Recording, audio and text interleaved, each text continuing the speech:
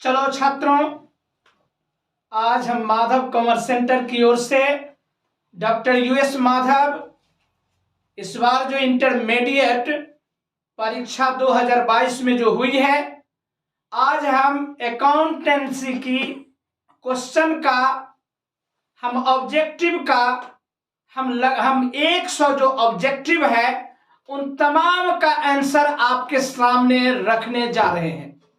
तो ये group D का क्वेश्चन है। थोड़ा सा आप लोग क्वेश्चन अपना मिला लेना। ये ग्रुप डी का क्वेश्चन है।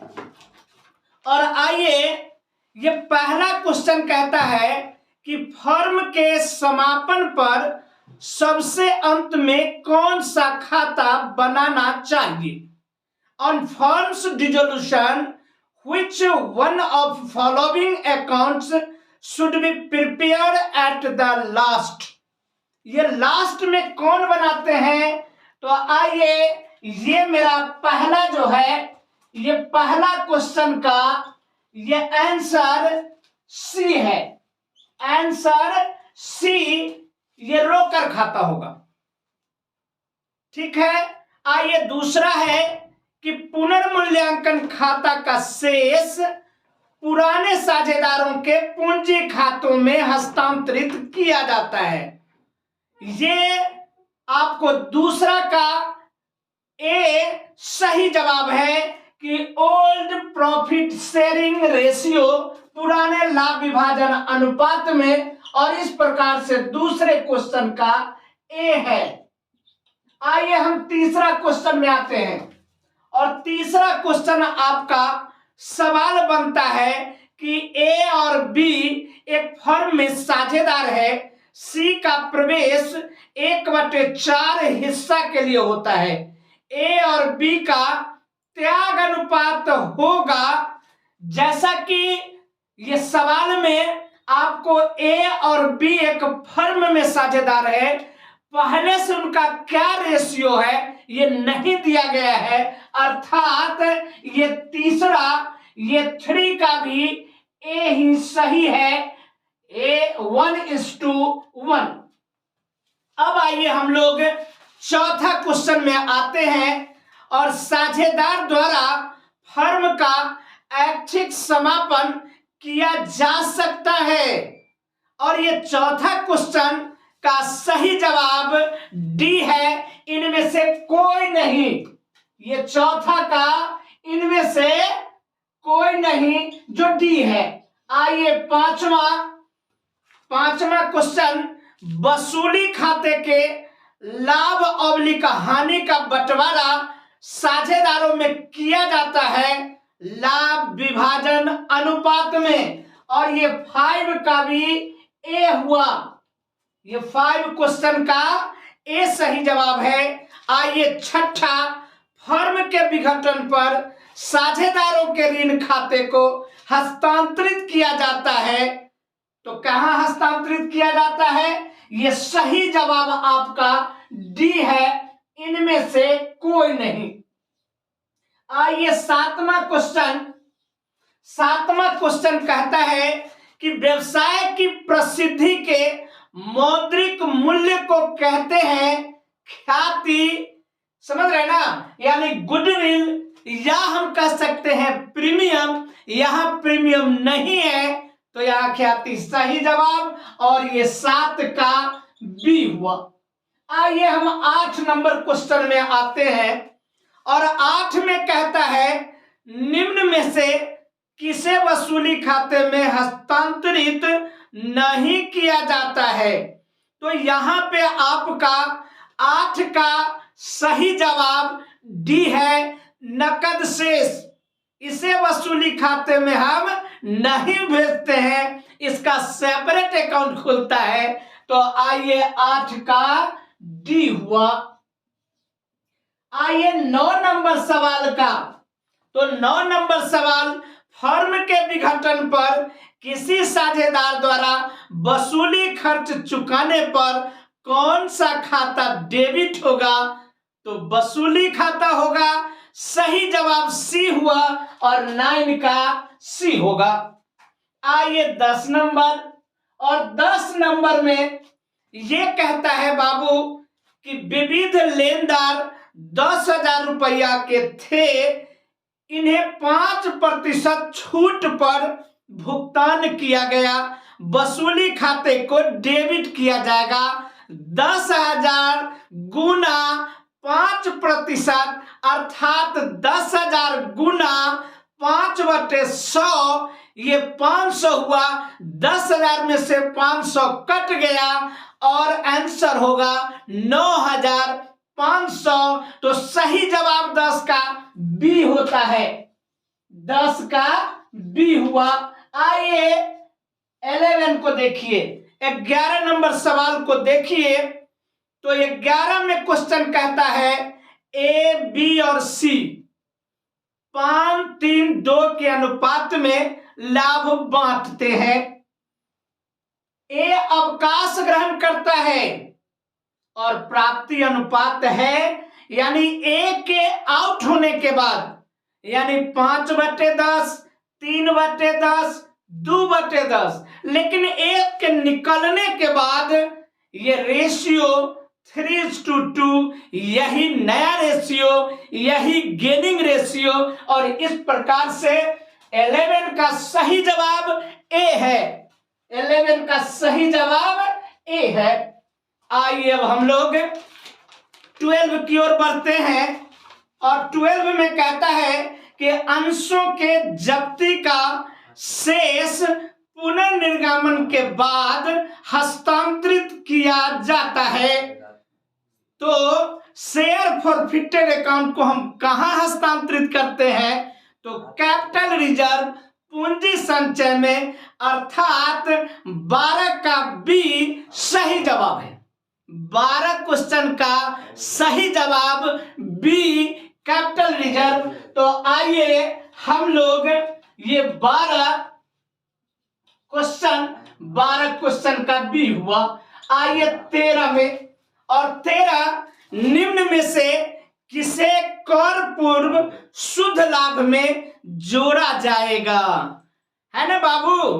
तो कहता है नेट प्रॉफिट बिफोर टैक्स, और यहां पे डेप्रिसिएशन है जिसको जोड़ा जाएगा। और इस प्रकार से 13 क्वेश्चन का सही जवाब बी हुआ, हरास हुआ, यानी बी हुआ। आइए 14 नंबर क्वेश्चन, विपणन योग्य प्रतिभूतियों की बिक्री को दिखाया जाएगा। Sale of marketable securities will be shown under cash and cash equivalent, अर्थात 14 क्वेश्चन का डी सही जवाब। आइए 15, 15 और 15, भवन का नकद क्रय, ये निवेश क्रिया होगी, जो 15 का सी सही जवाब, यानी 15 का सी हुआ। आइए 16, ऋण समता अनुपात, सोल्वेंसी रेशियो, और इस प्रकार से 16 का सही जवाब बी हुआ। आइए 17, और 17 में निम्न में से कौन सा एक गैर रोकर मद नहीं है? गैर रोकर मद नहीं है, तो ये नकद बिक्री, जो 17 भी आपको बी दिखाता है। अब इसके बाद आइए 18 नंबर, कंपनी का उदाहरण है। तो कंपनी का उदाहरण कौन सा है? तो बाटा एंड कंपनी, ये बाटा कंपनी है। और 18 भी लगातार ये हैट्रिक लगाते हुए ये बी, 18 का भी सही जवाब बी है। आइए 19 में, एक साझेदारी फर्म के समापन की दशा में संदिग्ध ऋणों के लिए प्रावधान का हस्तांतरण किया जाता है। ये कहां हस्तांतरित किया जाता है? तो वसूली खाता में, और सही जवाब 19 का ए है। आइए 20,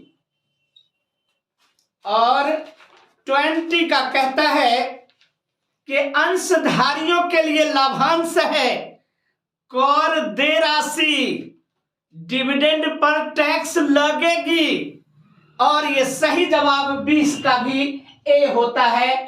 आइए 21 और 21 लाभांश सामान्यतया दिया जाता है तो प्रदत्त पूंजी पर, चुकता पूंजी पर, पेड अप शेयर कैपिटल पर, और इस प्रकार से 21 का सही जवाब सी होता है। इसके बाद 22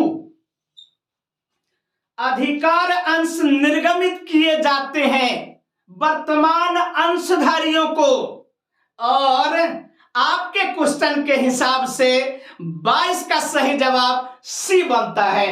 22 का सही जवाब सी है। आइए हम 23 में पहुंचते हैं। साधारणतया कंपनी का वार्षिक प्रतिवेदन प्रकाशित किया जाता है। वार्षिक प्रतिवेदन, वार्षिक रिपोर्ट, ये वित्तीय वर्ष के अंतिम दिन, वित्तीय वर्ष के अंतिम दिन अर्थात 23 का सही जवाब बी है। तो आइए हम इसको बी लिखते हैं।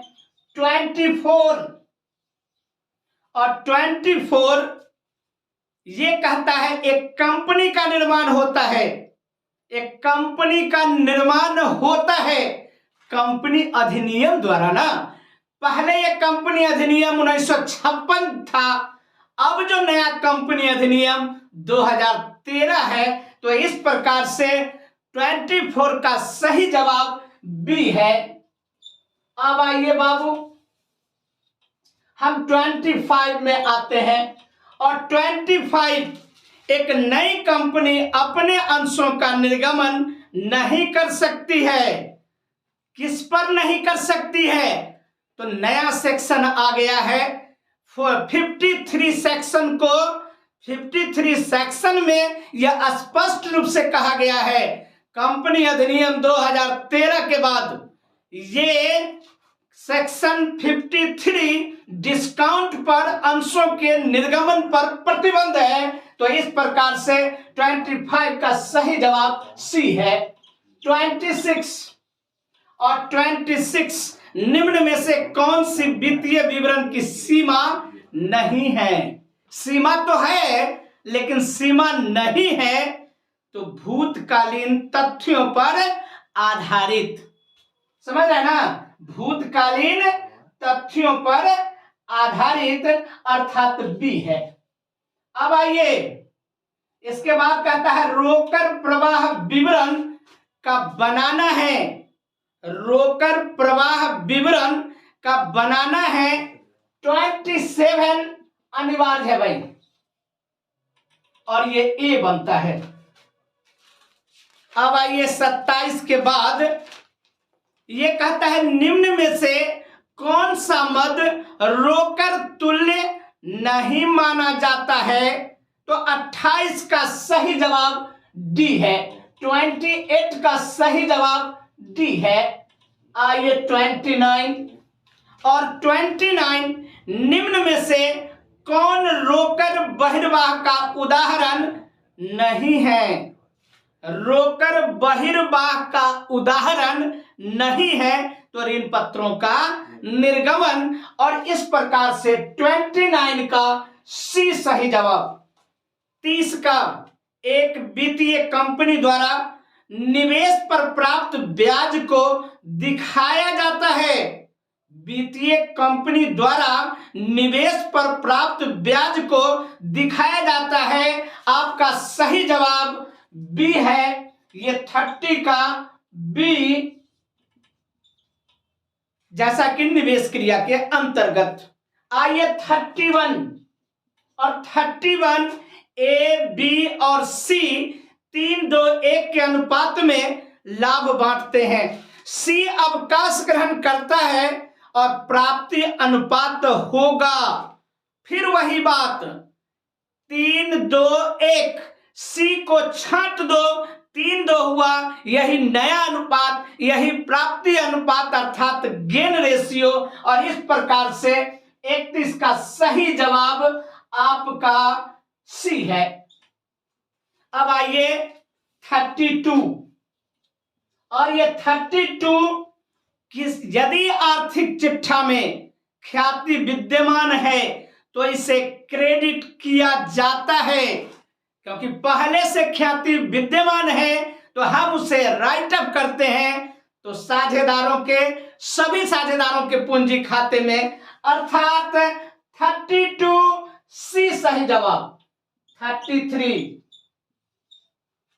और 33 आय व्यय खाता तैयार किया जाता है एनजीओ द्वारा, कंपनी द्वारा नहीं, एनजीओ द्वारा, गैर व्यापारिक संस्था द्वारा, और इस प्रकार से 33 पुनः सी सही जवाब। 34 और हम आइए 34 में, निम्न में कौन लाभदायकता अनुपात नहीं है? लाभदायकता अनुपात नहीं है तो 34 का भी सी सही जवाब, चालू अनुपात। समझ रहे हैं ना? आइए 35, एक क्लब द्वारा क्रिकेट मैच के लिए प्राप्त चंदा माना जाता है। एक क्लब द्वारा ये क्रिकेट मैच के लिए प्राप्त चंदा, ये स्पेशल चंदा हुआ और ये पूंजीगत प्राप्ति, और 35 का 35 का सही जवाब डी हुआ। इसके बाद आइए हम 36 में आते हैं। चालू अनुपात 1:2 है। चालू दायित्व 50,000 रुपया, तो चालू संपत्ति का मूल्य होगा 1/2, तो 2 बराबर 50,000, तो 1 बराबर कितना होगा? 25,000 ना। और इस प्रकार से 36 का सही जवाब सी बनता है। इसके बाद 37, और 37 आपका 37 सम विच्छेद बिंदु उस बिंदु को कहते हैं जहां कुल लागत कुल बिक्री के बराबर होते हैं, नो प्रॉफिट नो लॉस। अतः आपका 37 आपको डी सही जवाब। आइए 38 ऋण पत्रों के शोधन पर प्रीमियम, ये नॉमिनल अकाउंट है, और इस प्रकार से 38 का सी सही जवाब। अब आ जाइए ऊपर में, ये 39 और 39 ऋण पत्रों के निर्गमन पर हानि को किसी भी प्रकार का प्रॉफिट या लॉस होगा, नॉमिनल अकाउंट होगा, लेकिन ऋण पत्रों के निर्गमन पर हानि को दिखाया जाएगा चिट्ठे के दायित्व पक्ष में। समझ रहे हैं ना? तो चिट्ठे के दायित्व पक्ष में 39 का बी हुआ सही जवाब। अब आइए 40, और 40